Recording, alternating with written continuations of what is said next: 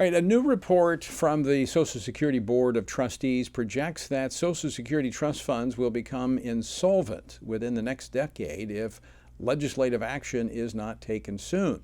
Now, this is a year earlier than previously anticipated, ratcheting up the pressure on both Congress and the President.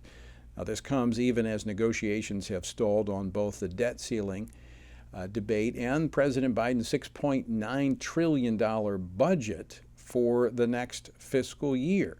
Now, all of these factors coming together are going to be a part of this debate over the debt ceiling. Now, the president says, clean debt ceiling, not negotiating with Republicans. Well, these issues show the president needs to negotiate. Not only do we have this issue of the Social Security Trust Fund being bankrupt in 10 years, we also have a problem with the dollar. There are those trying to undermine the dollar as the global reserve currency. So what can be done by the Republicans in the House to try to do a course correction? Well, join me now to discuss this is Stephen Moore. He's a senior fellow at FreedomWorks and co-founder of the Committee to Unleash Prosperity. Well, I think we're still trying to connect with Stephen. All right, I'm going to go, while we're waiting to connect with him, I'm going to go to Travis Weber to give us an update on policies.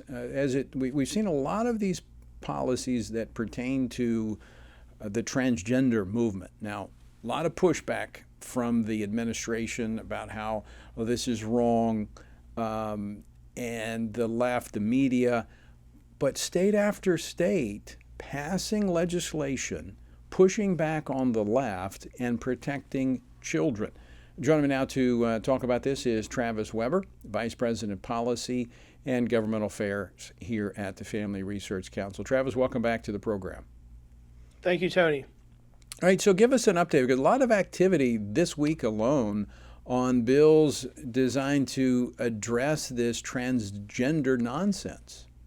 Yeah, a really encouraging picture. If you examine what's happening at the state level on this issue around the country, parents, families, other concerned Americans are really waking up to the push that by activists pushing gender ideology, and in this case on children, harmful, often irreversible surgeries, hormones, puberty blockers being advanced by these ideologues on children, all on these children who are seeking help for their gender dysphoria. So Americans are waking up, and we're seeing now 9 bills signed into law this legislative session already at the state level this year. Previous years, we saw several of these bills pass in total. So 9 signed into law, several more on governors' desks right now.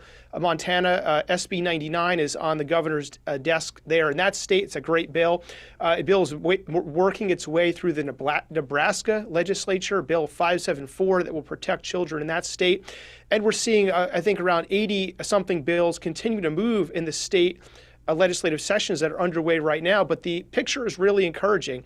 And I think it's in response to the horrific push by these ideologues pushing this on children around the country. So, Tony, for those of us who are working on this issue, like the team here at FRC, it's a really encouraging moment. But we need to keep pushing, keep praying through the remainder of the sessions this year. Yeah, I just want people to understand, Travis, that this is coming in spite of, the media, in spite of big business weighing in on this, despite the White House and the entire administration pushing this agenda. We've got these states pushing back, as you said, very, very encouraging, and tells me that people need to continue to speak to their local law policymakers at the state and local level, because it's working. Travis, thanks so much for joining us. Appreciate the update. Thank you.